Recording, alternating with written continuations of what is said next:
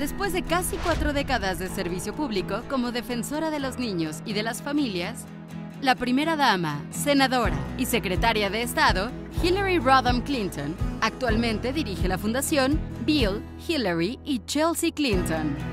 Ella es también la autora del nuevo libro Hard Choices, que narra sus esfuerzos para restaurar el liderazgo internacional de Estados Unidos después de 8 años en los que se vio afectado. Desde el restablecimiento de sus desgastadas alianzas para la negociación de un alto el fuego en Gaza, que defendió la seguridad de Israel y evitó otra guerra en el Medio Oriente, a la movilización de una coalición internacional para imponer sanciones a Irán y enfrentar a China, y de esta manera reafirmar a los Estados Unidos como una potencia del Pacífico. Gracias al liderazgo de Hillary, las personas fueron finalmente capaces de decir: América está de regreso. Ha defendido durante toda su trayectoria los derechos humanos, la libertad en Internet, la libertad religiosa y los derechos y oportunidades de mujeres y niñas, a las personas de la comunidad lésbico, gay, bisexual y transgénero, y a los jóvenes de todo el mundo. Ha trabajado también arduamente para impulsar las exportaciones, crear empleos de vuelta a casa y nivelar el campo de juego contra la competencia desleal de algunos países. En la Fundación Clinton, Hillary continúa su trabajo en favor de las mujeres y las niñas, en apoyo al desarrollo de la niñez temprana, y ayuda a los jóvenes a aprender las habilidades que necesitan para encontrar buenos empleos y puedan así participar en la economía global. Además, mantiene su compromiso de convertir el sueño americano en una realidad americana. Fundación Telmex recibe a Hillary Rodham Clinton, mujer excepcional y líder mundial. Bienvenida a México y gracias por ser parte de México Siglo XXI.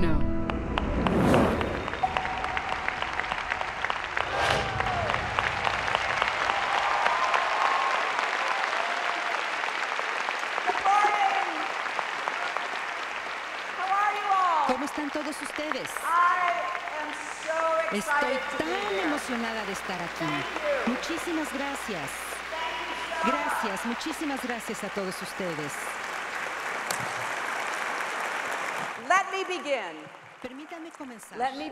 Permítanme comenzar agradeciendo a los patrocinadores de este programa maravilloso, a Carlos Slim, a su familia, a Telmex, a la Fundación, porque esta es una inversión en el futuro, no nada más en el futuro de ustedes como estudiantes y lo que salga después de que terminen su educación, sino es una inversión en el futuro de México,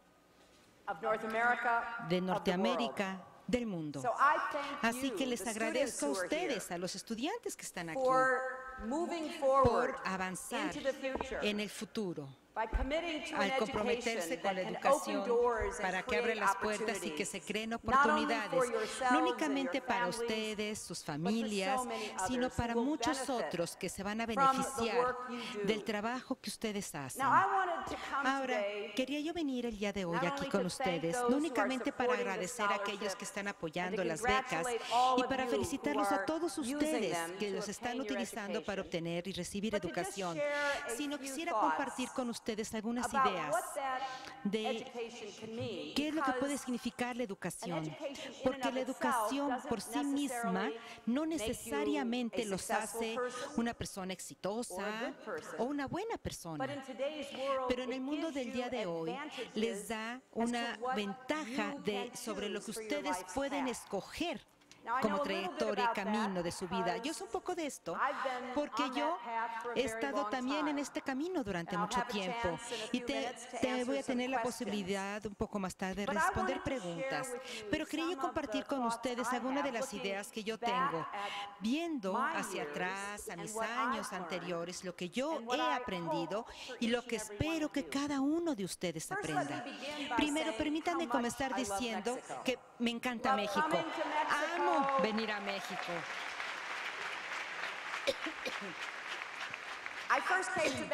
La primera vez que vine de México fue antes de que ustedes hubieran nacido. Seguramente antes de que alguno de sus padres hubiera nacido. Pero vine a visitas, a reuniones. Y cuando conocí a Bill Clinton, mi esposo en la universidad, él y yo, bueno, empezamos a trabajar en la campaña presidencial en Texas en 1972.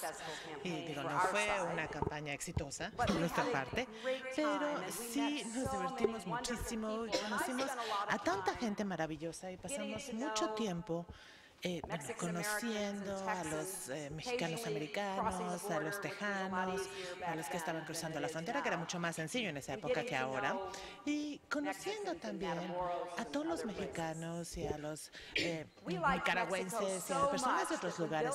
Nos gustó tanto México que cuando Bill y yo nos casamos, venimos a México a nuestra luna de miel. ¿Sí?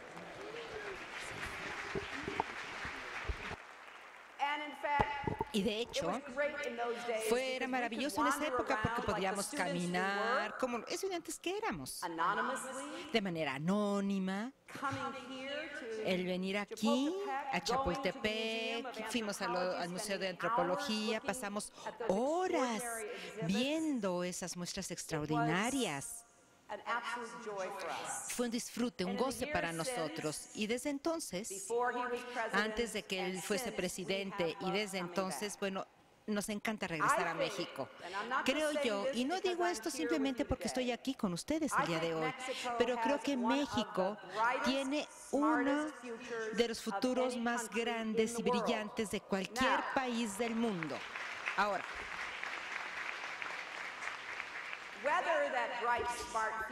si ese futuro brillante se lleve a cabo o no, depende de los mexicanos, sobre todo de los jóvenes. El tipo de decisiones que ustedes van a tomar, cómo van a manejar ustedes y resolver los problemas como mi país, su país tienen, bueno, van a determinar el futuro que ustedes van a crear.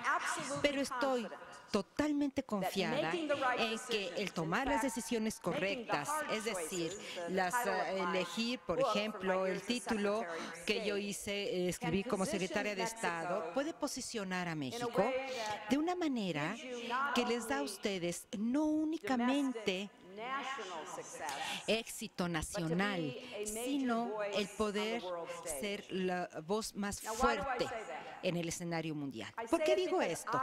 Lo digo porque yo he visto durante los últimos años un cambio real en México. He visto la economía que empieza a tener una base más amplia en cuanto a la prosperidad, incluye más a la gente. He visto que México ha tomado decisiones inteligentes, las universidades gratuitas, más énfasis en la escuela primaria, secundaria, que prepara realmente a los jóvenes, el utilizar sus recursos naturales de manera más eficaz, el ser líderes para tratar de empujar al mundo a una energía limpia y los efectos del cambio climático que van a mitigarse. Yo pensé que fue muy bueno el que en los últimos años México ha surgido como un líder en el escenario mundial, en algo que se llama el G20, de las principales 20 economías del mundo, y en las conferencias sobre el clima, el que se lleva a cabo en Cancún, fue particularmente importante. Así que yo veo evidencia clara de qué es lo que este gran país puede hacer. Pero, como sucede en mi propio país, los desafíos más difíciles son, bueno, ¿cómo nos aseguramos de que la prosperidad, la oportunidad esté disponible a todos, independientemente de en donde uno nazca, independientemente de las condiciones de la familia en la que uno nace? ¿Cómo creamos un camino con una base amplia hacia un futuro que le permita a todos los niños y niñas que puedan vivir al potencial que Dios les ha dado? Para mí, esta es la pregunta, no únicamente para México, no únicamente para Estados Unidos. Esta es la pregunta que se le tiene que hacer al mundo en general.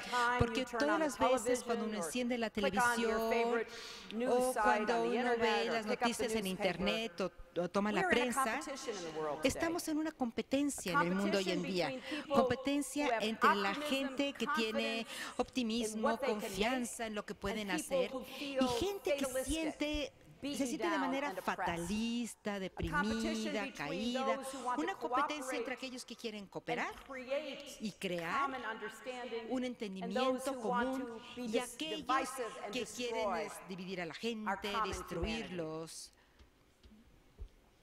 Eso es uno de los desafíos más serios a los cuales nos enfrentamos. Y debemos estar preparados para manejar, empezando aquí y salir al mundo. Por eso esta es la razón por la cual su educación es tan importante. Algunos de ustedes son estudiantes de primera generación.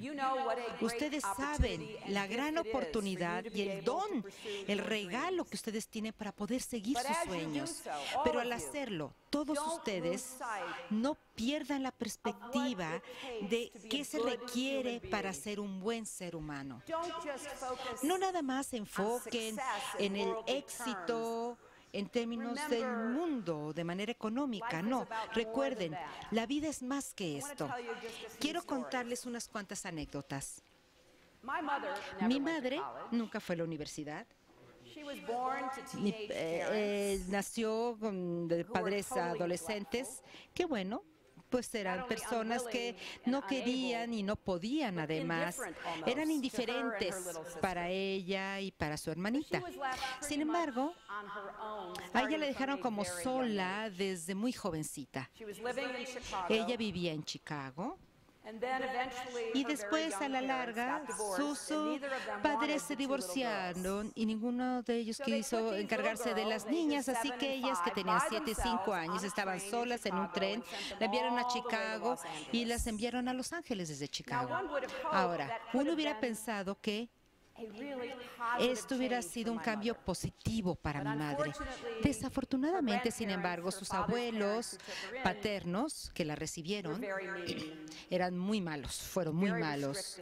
Eran muy restrictivos, muy exigentes, y los años que mi madre pasó en su casa realmente fueron años muy difíciles para ella, todo tipo de castigos, y lo único que le hacía disfrutar a mi madre era ir a la escuela. Ella tenía sueños, no únicamente de terminar la secundaria, sino quizás entrar después de la preparatoria a la universidad, pero cuando tuvo 13 años, la maldad y los castigos se volvieron demasiado, así que se fue de la casa y se fue a trabajar en la casa de una familia rica, que hicieron un trato con ella. Si ella cuidaba a sus hijos, los vestía, les daba desayunar, los arreglaba para ir al colegio, y si había tiempo ella podía ir a la preparatoria y después regresaba en la tarde, podía tener su habitación sola como alimentos. Así que mi madre, pues sí, lo aceptó. Y fue algo difícil porque el encargarse de los niños pequeños no es algo sencillo, ¿verdad? Pero literalmente el tener que correr hasta la preparatoria, ella estaba corriendo para alcanzar su futuro. Yo no me enteré nada de esto cuando yo era niña. Yo lo único que sabía es que era mi mamá y que me cuidaba mucho a mí, a mis hermanos. Y ella tenía una educación con tantos valores y ella le daba mucho valor a la educación, era lo más importante para ella. Y bueno, a todos nuestros amigos y a nosotros mismos nos decía, el recibir una educación era un privilegio tan extraordinario. Y bueno, conforme yo crecí, cuando era adolescente, aprendí más de la vida de mi mamá y me acordé que le dije, bueno, ¿y cómo lo lograste? Es decir, ¿cómo pudiste seguir viviendo con todo el abandono, la negación, el abuso? ¿Cómo lo hiciste? Y les voy a decir qué me dijo. Me dijo, durante todo mi camino, siempre hubo gente que fue amable conmigo. Así que me acuerdo que me dejaron sola en el departamento de Chicago cuando yo era una niña de 3, 4, 5 años de edad. A veces durante todo un día no había alimento para mí, estaba yo sola. Y entonces yo bajaba del departamento y yo solita, esta niña tan pequeñita, me iba a la esquina donde había un pequeño restaurante y ellos me daban algo de comer. Y después, cuando empecé la escuela, no sé, en primero de primaria, yo no tenía dinero para comprar comida y me sentaba yo ahí en mi clase cuando todos los otros niños comían, pero un profesor se dio cuenta de esto, entonces esta maestra, me empezó a dar un cartoncito de sándwich, de leche, pero nunca me hizo sentir mal, como que yo era menos que los demás. Ella me decía, ay, Dorothy, tengo demasiado comida, ay, traje demasiado, ¿quieres algo de lo que yo traje? Y después, cuando yo me fui de la casa de mis abuelos y fui a trabajar a la casa de la otra familia, sí, ellos esperaban que yo trabajara, pero me trataron muy, muy bien. Y la mamá se daba cuenta que yo siempre tenía la misma ropa, tenía que lavar todos los días mi ropa para regresar a la escuela con mi uniforme. Entonces ella me decía, sin que me sintiera yo mal, para nada, sin avergonzarme, me decía, ay, ¿sabes qué? Creo que ya no me queda. Quizá te queda a ti esta ropa. Y por primera vez vi a una familia que se unía por amor y por cuidado a sus hijos. Y ella me dijo, nunca te olvides de eso. La bondad puede realmente hacer una gran diferencia en la vida de una persona. Puede hacer que esa persona siga adelante. Puede hacer que esa persona se sienta que no está perdida ni está sola. Estos simples actos tan sencillos de bondad pueden ayudar. Pero la otra historia que tengo es sobre resistencia. Y esto tiene mucho que ver con mi marido. Cuando la mamá de mi esposo estaba embarazada, estaba sumamente emocionada, iba a tener un nuevo bebé. Y bueno, el papá de Bill, así como mi papá, bueno, ambos estuvieron en la Segunda Guerra Mundial como parte de la milicia. El papá de Bill en la Marina, mi papá en la Armada de México. Y después de la guerra, como que todo se veía mucho mejor. Entonces, realmente esperaban con ansia el nacimiento de su primer hijo, ¿no? La mamá de Bill, Virginia, regresó a Arkansas, ¿no?, en donde Bill nació y de donde ella era, y se fue ahí para prepararse a tener a su bebé. Y su esposo estaba trabajando en Chicago en esa época, pero iba a dejar ese trabajo, iba a regresar a Arkansas, y esto iba a ser justo después de que naciera el bebé. Él salió una noche lluviosa y empezó a conducir de camino de regreso a Arkansas. Tuvo un accidente automovilístico en el estado de Missouri y murió. Entonces, de repente estaba la mamá de Bill, muy embarazada, a punto de dar a luz a su primer hijo, y su joven y apuesto marido acababa de morir. Ahora, eso puede sin duda destruir a una persona. Esto puede hacer que una persona esté en cierto grado de dolor, que ni siquiera puede funcionar, y mucho menos cuidar de un recién nacido.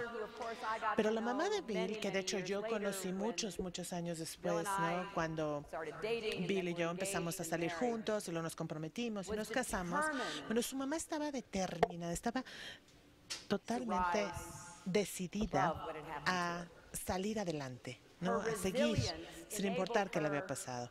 Esta resistencia, esta decisión que tenía, le permitió tomar un respiro, a pesar de su dolor, y cuidar no solo de su bebé, sino decir, ¿sabes qué? Pues necesito educar, necesito ir a la escuela, recibir más educación.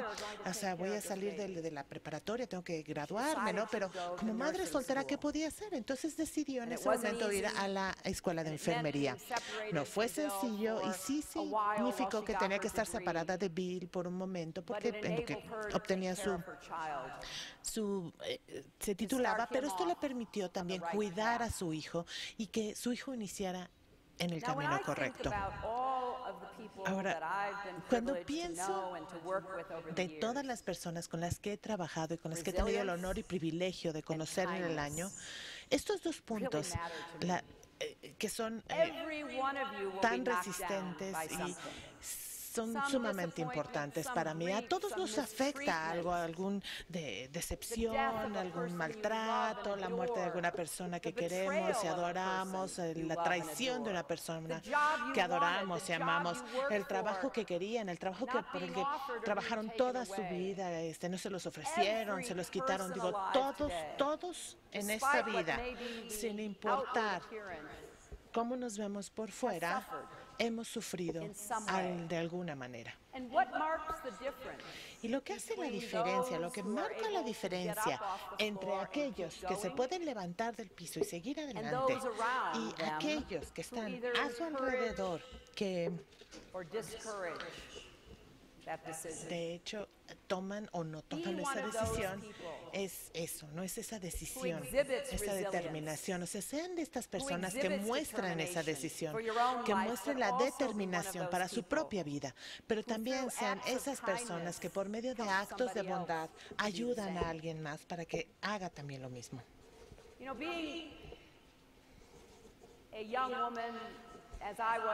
Siendo una mujer joven, ¿no? Cuando yo estaba creciendo, antes de que el mundo cambiara en lo que se refiere a las oportunidades que teníamos las mujeres, pues el ser una mujer en esa época fue muy desafiante. Cuando iba yo a la escuela, de hecho había escuelas a las que yo no podía ir porque era de todos los niños, no podía yo tener acceso a ciertas becas porque eran solo para hombres, había empleos que no podía yo solicitar porque no eran para mujeres. Pero nunca dudé que si más mujeres trabajábamos así de fuerte como estábamos trabajando y vieran qué dedicadas éramos como mujeres, podíamos entonces hacer una diferencia. Y ese ha sido uno de los temas principales en mi vida y en el trabajo de mi vida. No me gusta la injusticia, el bullying, el enojo, o sea, me gusta la gente que respeta la dignidad de las otras personas. Me gusta la gente que puede ver a todos sin importar dónde se encuentra. Me gusta la gente que puede ver y reconocer la humanidad en común de todas las personas. Entonces, desde una abogada muy joven, desde que era yo joven, empecé a trabajar con lo que se llamaba el Fondo de Defensa para los Niños. Y este fondo tenía el objetivo de proteger y promover las oportunidades y los derechos de los niños pobres, abusados, descuidados, todo tipo de niños, para que todos tuvieran la oportunidad de poder llegar a su potencial máximo.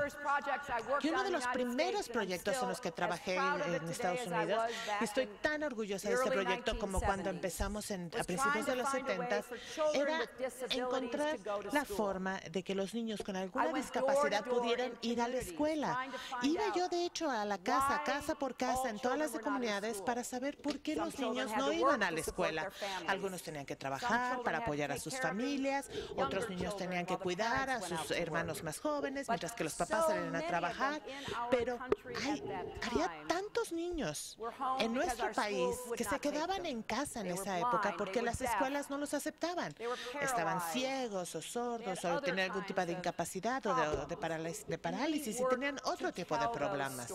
Y nosotros trabajamos fuertemente para contar sus historias y para persuadir al Congreso y a nuestro país en general de que éramos mejores que eso, que deberíamos de darle a todos los niños la misma oportunidad, las mismas oportunidades. Quizá no podían ir muy lejos o no podían caminar muy lejos debido a sus problemas, pero podían llegar hasta donde ellos quisieran llegar. Trabajé con este fondo de la defensa infantil por muchos años y luego fue parte de su consejo de administración también por muchos otros años, porque yo creo firmemente que si no le damos la oportunidad a cada uno de los niños, no somos lo suficientemente grandes, porque vivimos en un lugar entonces en donde no estamos reconociendo esa humanidad en común que tenemos todos. Entonces, como abogada y después en el estado de Arkansas, en donde mi marido era gobernador, ahí trabajamos fuertemente para eliminar todas estas barreras y abrir las oportunidades, seguir abriendo las puertas para que más y más jóvenes puedan pasar por ellas. No discriminar contra aquellas personas que eran pobres o los niños que vienen de antecedentes muy difíciles, no, sino realmente hacer el esfuerzo adicional para asegurarnos de que todos estuvieran preparados. Y empezamos a ver cambios. Y cuando Bill fue presidente, seguimos con todo este trabajo. Y como primera dama de Estados Unidos, tuve el maravilloso privilegio de representar a nuestro país. Y esto lo hice en todo el mundo. Y sobre todo lo hice a nombre de las mujeres y de las niñas. Una de las fotografías del video es una plática que di en Beijing en 1995. Estaba yo en una conferencia internacional para las mujeres. Y yo fui como la líder de la delegación de Estados Unidos. Y era un tema muy controvertido, ¿no? O sea, muchas veces los temas de mujeres y de niños pueden ser muy controvertidas, ¿no?, para algunas personas, pero presentamos ahí nuestro caso, ¿no? Presentamos de que tenemos que haber toda la participación de todos y que todas las discriminaciones y presentamos todos los obstáculos legales y de requisitos y hemos avanzado mucho desde entonces. Después, cuando fui secretario de Estado, hice que los derechos humanos, la dignidad humana y la oportunidad humana fueran el centro de mi trabajo. Seguí trabajando en el aspecto de las niñas y las mujeres porque sigue habiendo mucho por hacer todavía. Hay muchos lugares en donde las niñas no son ni tomadas en cuenta o se les deja morir porque no se les dan los cuidados a la salud que requieren. Y hace entonces que sea muy difícil cambiar estas actitudes, ¿no?, de que las niñas son tan valiosas como los niños, pero ahora sabemos que en esos países en donde las niñas y las mujeres no participan al 100%, sus economías no son ni tan sólidas, ni tan estables o democráticas. Entonces, no es nada más lo correcto, ¿no? No es algo que moralmente siento que tenemos que hacer, sino es algo inteligente que tenemos que hacer. Y parte de la razón por la que creo que el hemisferio occidental va a tener este gran futuro es porque hemos avanzado mucho más que el resto del mundo en la eliminación de todas estas barreras y obstáculos para niños y para niñas y para mujeres. Ya tenemos mujeres presidentes en Chile, en Argentina, en Jamaica, el primer ministro mujer. Entonces, a los niveles más elevados de negocio, de los negocios, de la academia, el gobierno, tenemos mujeres. Y esto es un gran ejemplo para mostrarle al resto del mundo qué se puede hacer en lo que se refiere a mujeres y a niñas. Ahora, este no fue el único punto que tratamos. También hablamos de los derechos de las personas con incapacidades. Una convención de Naciones Unidas que estuvo muy formada o basada en las leyes que nosotros teníamos para estas personas con incapacidades, hablaba del respeto y la dignidad a las personas con discapacidad. Y también lo que era la comunidad lésbica, homosexual y transexual, ¿no? La gente que era marginalizada y oprimida en tantos lugares. Por eso fui a Ginebra y hablé sobre los derechos de los homosexuales, que eran derechos humanos, y los derechos humanos son derechos de los homosexuales. Porque sin importar la raza, género, etnicidad, orientación sexual, religión o lo que sea de la persona, ningún ser humano debe ser tratado con una forma inferior de vida. Todos los individuos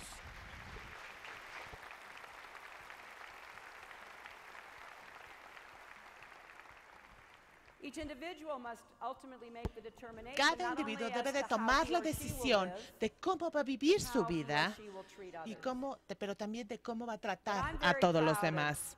Y me enorgullece mucho esta generación de jóvenes que tenemos aquí. Algunos les llaman los millennials. Yo creo que ustedes tienen una visión más amplia, sobre todo porque están conectados con todo el mundo. Y uno de los oradores que van a tener el día de hoy, Mark Zuckerberg, ha sido uno de los puntos clave para que ustedes se puedan conectar con el resto del mundo, para que puedan hablar con personas que están al otro lado del mundo. Ahora tienen una visión más amplia que sus padres, sus abuelos y todas las generaciones anteriores a ustedes.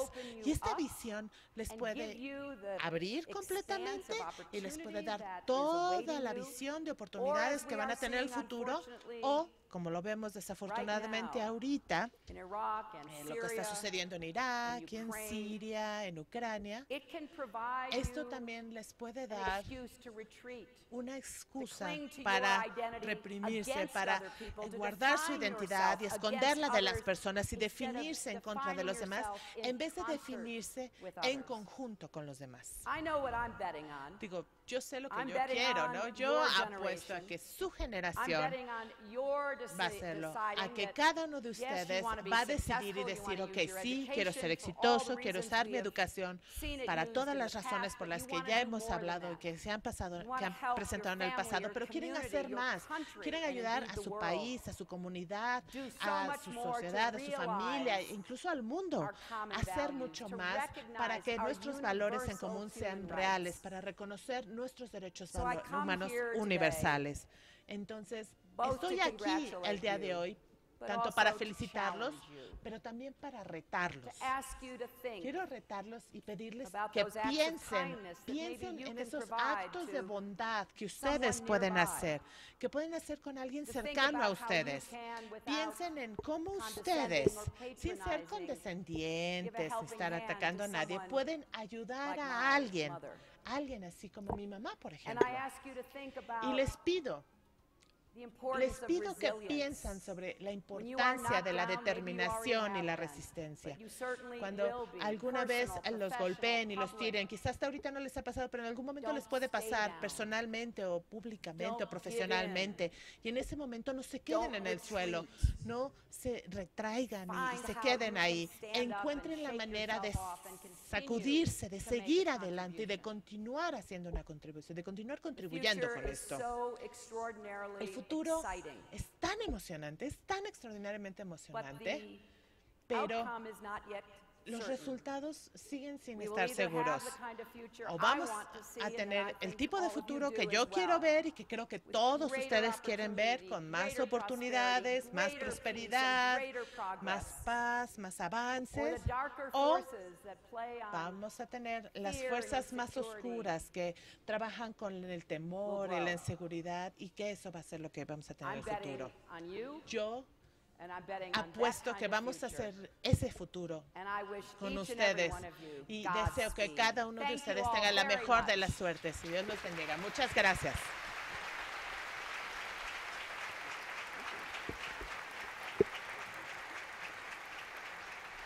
Damos la bienvenida a quien entrevistará y moderará la sesión de preguntas y respuestas con la señora Hillary Rodham Clinton. Es un honor recibir en este escenario al doctor Carlos Jarque. Utilicen, ya saben, el hashtag MSXXI para hacer sus preguntas vía Twitter. Ok, pues muchas gracias. Le estaba diciendo a la secretaria Clinton que fue un discurso maravilloso. Le damos la bienvenida en México y tenemos varias preguntas. Muchas de ellas están en español, pero voy a hacer lo mejor por traducirlas. Aquí hay 10,000 jóvenes, 10,000 esperanzas para México que tienen entre 18 y 22 años de edad. Y yo creo que en esa edad, o quizá un poco más joven, cuando empezaste la preparatoria, tuviste la oportunidad de conocer y escuchar a Martin Luther King. ¿Cómo te inspiró lo que viste? ¿Y qué otras experiencias te marcaron durante tu juventud y contribuyeron en ese compromiso tan fuerte de la justicia social? Sí, tienes toda la razón. Yo tenía 14 años de edad y tuve la oportunidad de escuchar un discurso de Martin Luther King Jr. en el centro de Chicago. Y fue algo que me transformó completamente. El título de su discurso era Alejarse durante la revolución. Mantenerse alejado durante la revolución. Y el mensaje era que había grandes cambios presentándose a su alrededor y tenían una opción. Podían quedarse al lado y taparse la cara y pretender o hacer como que no pasa nada, o lo podían seguir, estudiar, analizar y encontrar la forma de participar. Y esto estamos hablando. Este fue el inicio de lo que era la revolución de los derechos civiles, o para mí, por menos, no conocer eso, porque hasta ese momento yo había visto noticias en la televisión, pero no sabía exactamente de qué se trataba. Y lo que el doctor Martin Luther King aclaró en ese momento es que no solo se trataba de los afroamericanos que vivían en el sur, sino esto era para todos los que estaban en el país, la actitud que teníamos unos con los otros, y eso me incluía a mí. Entonces fue un momento realmente clave en mi manera de pensar sobre la justicia social, ¿no? Y estamos hablando de la década de los 60 en Estados Unidos, que fue una época muy desafiante, ¿no? Hubo el movimiento de derechos civiles, el asesinato del presidente Kennedy, la participación de Estados Unidos en la guerra de Vietnam, los asesinatos del doctor Martin Luther King y de Robert Kennedy, el inicio del movimiento de las mujeres. Digo, había muchas cosas sucediendo en ese momento, y en ese momento me interesó saber más sobre todo y tratar de entender mucho más sobre cada punto. En pocas palabras, ¿cuáles crees que son los principales atributos que se requieren para ser el líder, ¿no? Y para que te marquen las experiencias? Yo creo que las experiencias nos marcan a todos. Podemos ser prisioneros de nuestra propia experiencia, como les dije anteriormente, o podemos aprender de nuestras experiencias y utilizarlas para incrementar nuestro conocimiento y concientización. Si somos líderes en la comunidad, en nuestro negocio o en la institución que sea o a nivel de país. Yo creo que la educación es clave. Tienen que aprender lo más que pueden sobre el mundo en el que están viviendo y esperemos que tengan también las habilidades que les permitan dar alguna o contribuir de alguna manera específica, pero también hay que ser humildes. Hay que siempre llegar a estos puestos de liderazgo con esta humildad, porque no tenemos todas las respuestas sin importar cuánta educación tenemos, cuánto viajamos, cuánto leemos. No tenemos todas las respuestas. Creo que la humildad es un valor sumamente importante para los líderes. Creo que esta capacidad de escuchar y de escuchar con cuidado a los diferentes puntos de vista que se presentan y después tomar una decisión que sea una decisión bien pensada y establecida y después darle seguimiento y hacer lo que se tomó esa decisión es sumamente importante. Entonces, las características del liderazgo se pueden encontrar en muchas personas, en muchos ambientes, pero yo creo que esos son los valores principales que siempre me gusta ver en cualquier líder. Y creo que tenemos muchos aquí. Estoy seguro que hay muchos de estos aquí. Ahora, tu luna de miel fue en Acapulco, ¿no? Me dio mucho gusto saber esto. Y has estado en contacto con nuestro país durante el tiempo, ¿no? Ahora, ¿cómo se compara o cómo ves el México del hoy? ¿Y cómo ves a nuestro país en el futuro? Digo, yo creo, como dije al principio, yo creo que el futuro de México es extraordinariamente positivo, ¿no? Y depende mucho de las decisiones que se tomen o que los mexicanos tomen, ¿no? Aquí internamente. Creo que económicamente, socialmente, ha avanzado muchísimo, tiene que seguir adelante, tiene que lidiar con la inequidad, deshacerse de estas barreras, ya sea barreras para educación y para todos o para eliminar la pobreza. Esos son puntos que hay que discutir y son problemas que comparten con nosotros y que compartimos casi todos los países del mundo.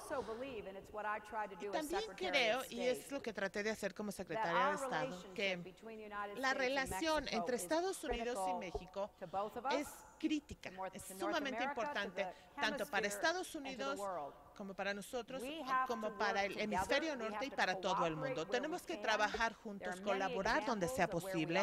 Hay muchos ejemplos de en qué estamos colaborando y quiero darles uno rápido. Cuando me nombraron secretaria de Estado, ese año tuvimos esta epidemia de la influenza, ¿no? Del H1N1, ¿no? Y que se estaba esparciendo por todo el mundo rápidamente y que se contagiaba con mucha facilidad. Y hubo un problema con esta influenza aquí en México. Las autoridades mexicanas lo manejaron extraordinariamente bien, con ayuda de Estados Unidos y de Canadá. ¿Por qué? Porque ya habíamos trabajado en conjunto en qué sucedería si había algún tipo de esta epidemia en alguno de nuestros países, cuáles eran los recursos que se requerían para poder cubrir esta epidemia, y todo funcionó muy bien.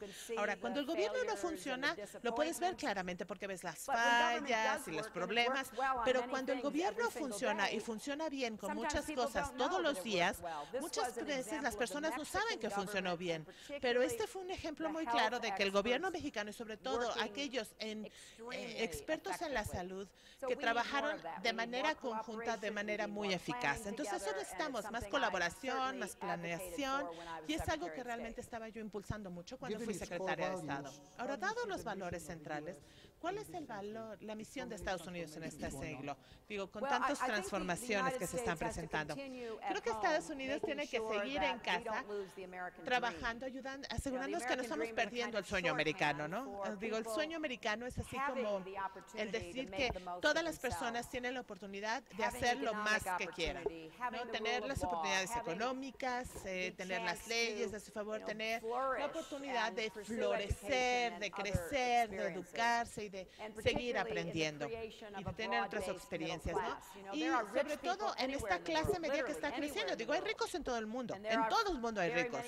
Pero hay muy pobres también en todo el mundo. Pero lo que se está pasando en el siglo XX, lo que hemos visto en el siglo XXI, es que hay una clase media que es muy amplia y está creciendo, y que eso es lo que hace que realmente impulse el país, que da todo el desarrollo económico. Entonces, que hace que toda esta prosperidad se reparta más. Y tenemos trabajo que hacer en nuestro propio país también, ¿no? Para que ese motor siga avanzando y llegue a otras velocidades después de la recesión que tuvimos y los problemas que presentamos. Y creo que pasa lo mismo aquí en México, ¿no? Tenemos esa clase media amplia en crecimiento y que tenemos que hacer que la gente se sienta segura en sus empleos, donde sientan que pueden seguir avanzando, donde tengan oportunidades para sus hijos. Digo, eso es algo que está pasando y pueden ver las estadísticas y las historias. Entonces, en nuestro caso en Estados Unidos, primero tenemos que hacer que nuestro motor del sueño americano vuelva a funcionar, y después tenemos que demostrar y proporcionar el liderazgo necesario para esto. Y yo sé, ¿no?, que todo lo que hacemos no es perfecto y que, digo, hay espacio para mejorar y para criticar a Estados Unidos años y años, ¿no? Pero lo que aprendí como secretaria de Estado y antes de eso como senadora para Estados Unidos es que no podemos solucionar, que Estados Unidos no puede solucionar todos los problemas del mundo, pero no hay problema en el mundo que se pueda solucionar sin la participación de Estados Unidos. Entonces, parte de lo que tenemos que hacer es mostrar que estamos teniendo un liderazgo cuidadoso, prudente, inteligente, y utilizar nuestra posición en el mundo para tratar de solucionar estos problemas. Y espero que esto lo sigamos haciendo y lo hagamos de forma diferente, ¿no? Sobre todo en esta época tan desafiante. La siguiente pregunta que te tengo que hacer, y te la tengo que hacer porque si no la gente en esta sala no me va a dejar que me vaya, ¿no? Me va a dejar que salga yo por la puerta, y como puedes ver son muchos, ¿no? Pero bueno, viviendo, después de vivir 8 años en la Casa Blanca, conoces cómo funcionan las cosas, ¿no? ¿Qué te motivaría a regresar a la Casa Blanca como presidente, como la cabeza, el líder del gobierno? Bueno, yo respondo a esta pregunta hipotéticamente. ¿Okay? Sí, sí, entonces, hipotéticamente, todo es hipotético, ¿ok? Sí tuve el privilegio de estar en la Casa Blanca con Bill cuando fue presidente por 8 años. Vi que funcionó, que no funcionó. Y después, 8 años después de esto, bueno, los siguientes 8 años estuve en el Senado. Y ahí estaba yo en la Casa Blanca con el presidente Bush, ¿no? Y lo pausé cuando tenía que hacerlo, ¿no? Pero tuve también la campaña, ¿no?, con el presidente Obama. El presidente Obama ganó y yo perdí, ¿no? Y él me pidió que fuera yo secretaria de Estado. Y al principio le había dicho que no, porque quería yo seguir en el Senado. Pero, digo, él fue muy persuasivo y entonces llegó un momento que le dije que sí. Entonces, trabajé también muy de cerca con él. Y tengo entonces un punto de ventaja, tengo una ventaja única, ¿no? Y un conjunto de experiencias únicas para saber qué hace que Estados Unidos funcione y opere bien y qué no, y qué puede hacer un presidente o qué debe de hacer un presidente, ¿no? Entonces, quizás hasta después de principios del siguiente año voy a tomar la decisión si me voy a postular nuevamente o no. Todavía no he tomado la decisión, pero creo que la pregunta más importante que deberían de hacer es no si voy a postularme o si voy a ganar, sino es cuál es la visión que tienes para el país y si nos puedes llevar a esa visión, a lograr esa visión.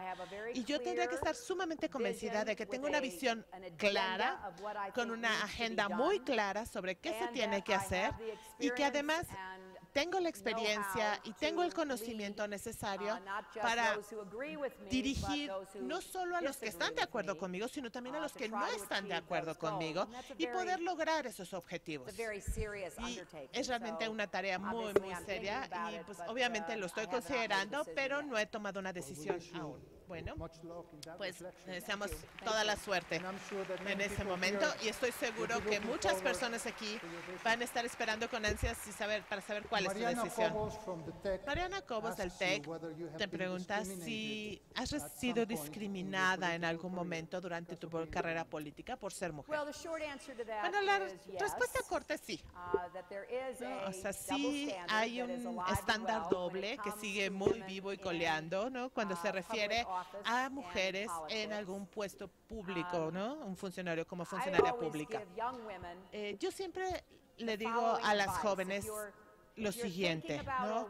Si están considerando o quieren estar en esta arena pública, el mejor consejo que recibí fue una de mis predecesoras, ¿no? De Eleanor Roosevelt, como primera dama de Estados Unidos. Y ella dijo, si una mujer quiere entrar a la arena política, tiene que tener piel que es tan gruesa como la de un rinoceronte, como la pompa de un rinoceronte. Y se refería ahí a que no te puedes sentir atacada por las críticas, porque las críticas van a estar ahí. Tienes que aprender a aceptar las críticas, tomarlas en serio si hay algo que puedas aprender de estas críticas, pero nunca tomarlo personalmente. Ahora es algo más fácil de decir que hacer, porque a mí me han criticado casi todo, o sea, todo lo que he hecho, ¿no?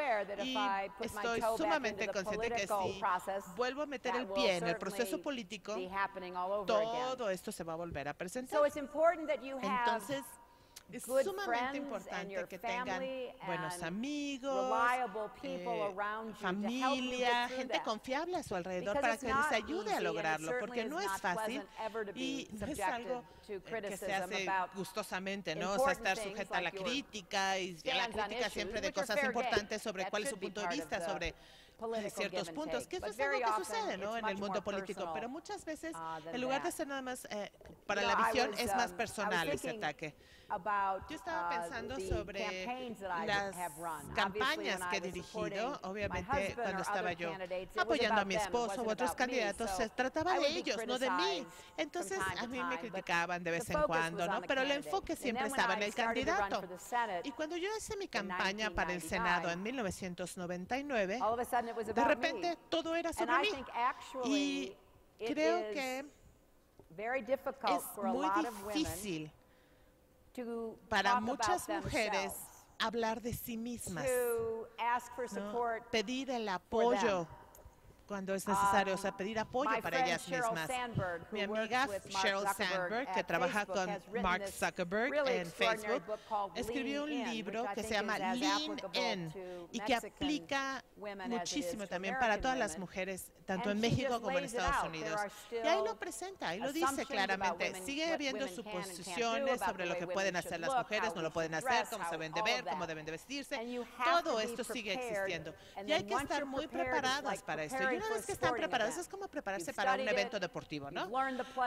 Se entrenan, aprenden todo lo que hay que hacer, salen a hacerlo y hacen lo mejor que pueden, ¿no? Y tratan de que nadie los tumbe y siguen haciendo el caso, presentando el caso de por qué creen que los deben de elegir o nombrar o los deben de aceptar como líderes. Y yo espero que aquí haya muchas mujeres jóvenes y hombres jóvenes, obviamente, que se preocupen lo suficiente del futuro de México, tanto como para considerar una carrera tanto en la política como en el gobierno, porque yo creo que sigue siendo uno de los roles más importantes para personas inteligentes y educadas.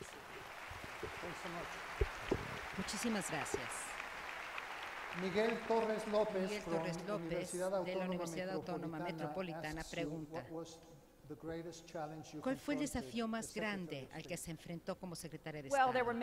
Bueno, hubo muchos desafíos a los que me enfrenté como secretaria de Estado. Al principio, el desafío fue el colapso de la economía global. Como el presidente Obama me pidió, como ser secretaria de Estado, me dijo que él iba a tener que pasar casi todo su tiempo tratando de ver cómo salvar nuestra economía de un destino peor al que ya habíamos experimentado, y quería que yo viajara por el mundo tratando con los países que estaban molestos con nosotros, enojados con nosotros, confundidos con lo que estaba pasando, para tratar de restaurar la posición y liderazgo de los Estados Unidos.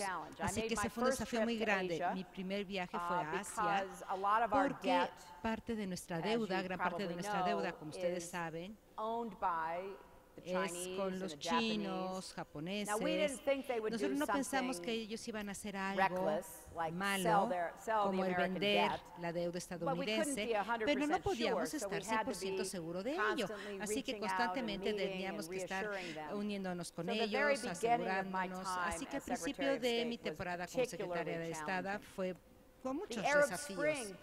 Después la primavera árabe fue diferente, pero también fueron desafíos muy fuertes. Era una época en la que podría haber un surgimiento de democracia para la gente en el mundo árabe. Y la reacción contra estos gobiernos, bueno, fue muy rápida para tratar de solucionarlo y tratar de ser verdaderos a nuestros valores. Por ejemplo, Egipto tuvo una revolución, sobre todo causada por los jóvenes, por el uso de medios sociales y Mubarak, bueno, tuvo que salir. Y yo fui a Egipto, fui a Tahrir Square, caminé por esta plaza, hablé con los egipcios y después me fui como unos, no sé, como 30 de los líderes más jóvenes de la revolución que había sacado al señor Mubarak. Y les dije, bueno, ¿qué van a hacer ahora?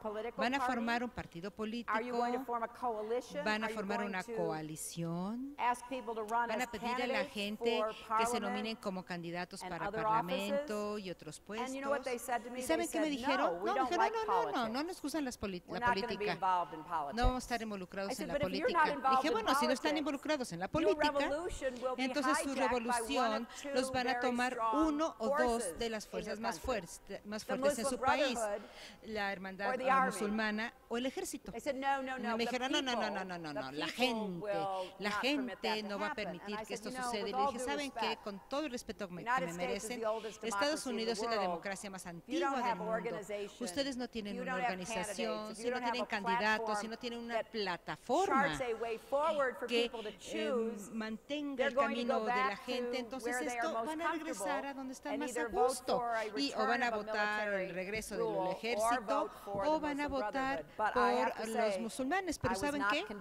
Yo no los convencí suficiente a los jóvenes y ya saben qué es lo que sucedió. Ganó la hermandad musulmana. Al principio les dijimos, bueno, lo ganaron de manera legítima, trabajamos con ellos, tratamos de persuadirlos, comenzando con el presidente Morsi, para tener todo este gobierno, para que todos los egipcios se sintieran que tenían un lugar en la mesa.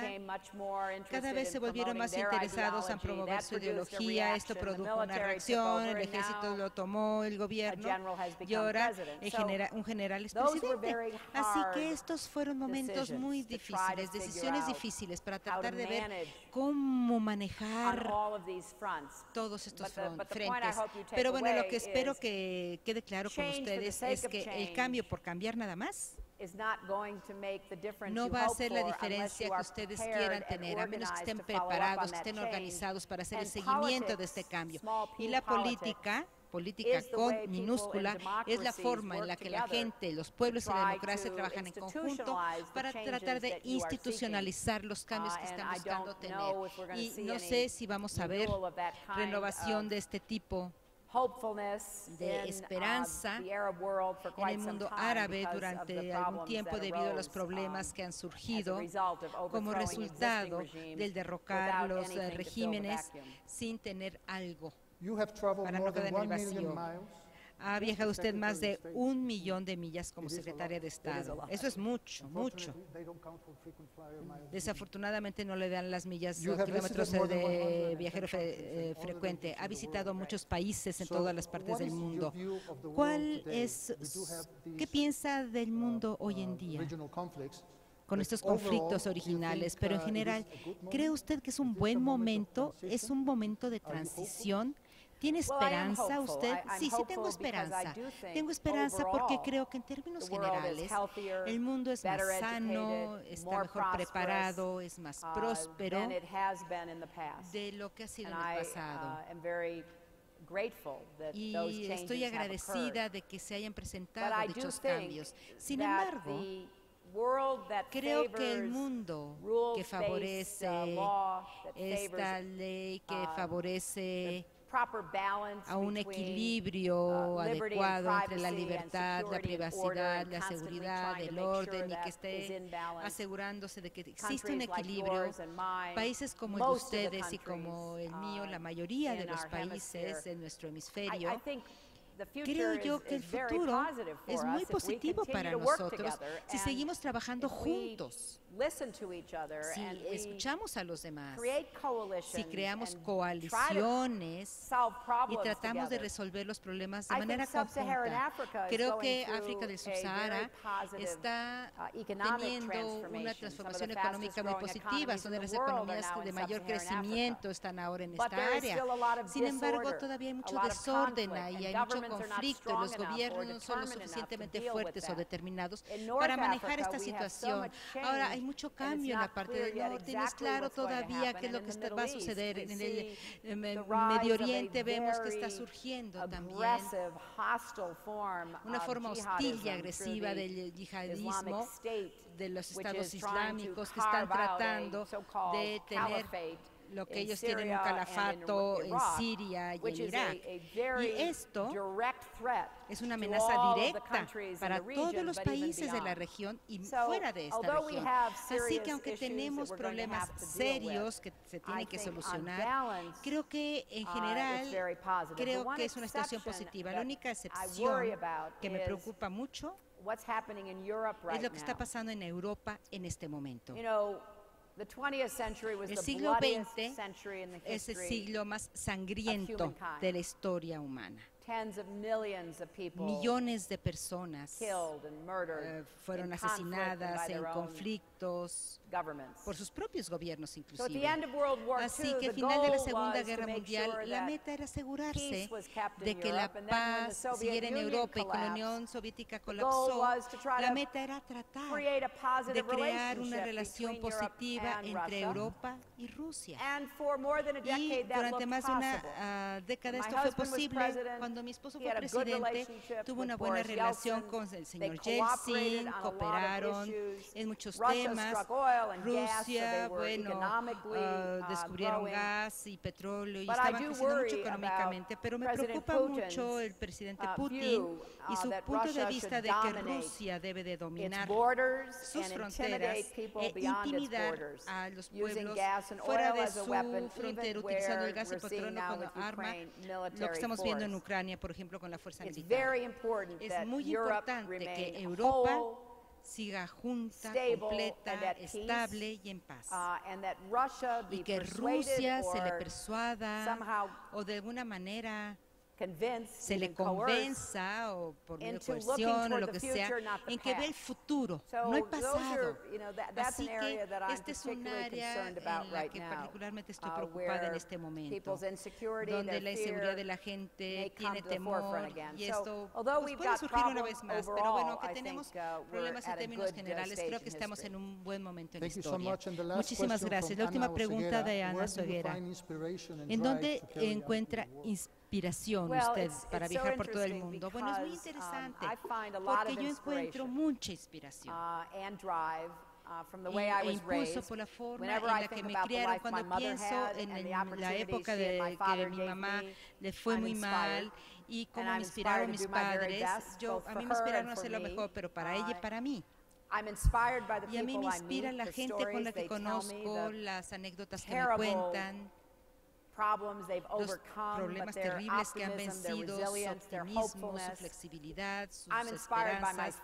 Me inspira mi fe. Autores, escritores que yo leo y aprendo de ellos. Y en un periodo muy difícil de mi vida personal, yo leí un libro muy provocador e inspirador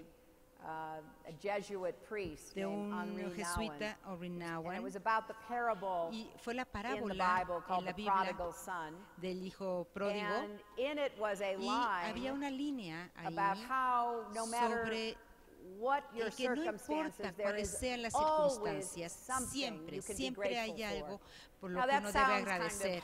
Esto suena así como muy raro, como algo así loco, pero para mí me inspira mucho. No importa lo que esté sucediendo en tu vida. Uno puede ver una flor, una montaña, un niño feliz.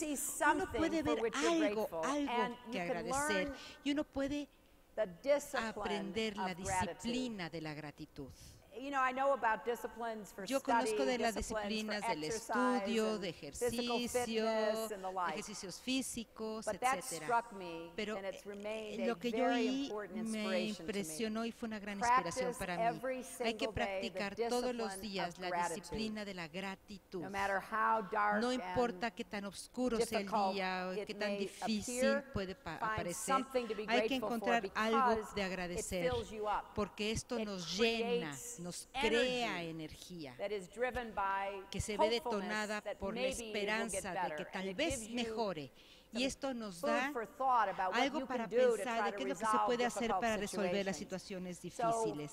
Así que mi familia, mi fe, lo que yo leo, la gente que conozco, sus historias, sus anécdotas, son inspiraciones para mí, y esto detona la acción, porque yo siento que yo soy una persona bendecida, he tenido una vida extraordinaria. Parte de lo que me ha enseñado es que tengo que remunerar, dar otra vez, y me despierto todas las mañanas, y esto hace que inicie mi día para encontrar oportunidades para hacerlo. Exactamente. Bueno,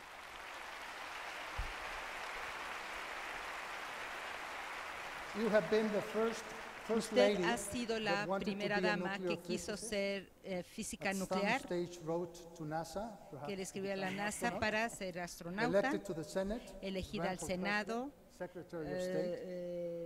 se postuló para presidente, fue secretaria de Estado, pero lo que debemos de reconocer es que usted es la mujer más conocida del mundo, y lo es por su récord, por defender la democracia, sus principios, su compromiso con los derechos humanos y con la calidad e igualdad de oportunidad entre hombres y mujeres, servicio para la hermandad de la gente y del pueblo, y el luchar a nombre de la libertad y la justicia social. Y por todas estas razones ha sido un verdadero honor el tenerla con nosotros esta mañana. Hemos tenido un diálogo excelente con la señora Clinton, ha sido fascinante para mí, y le agradecemos muchísimo el que haya viajado hasta México. Le deseamos muchísimo éxito en su visión.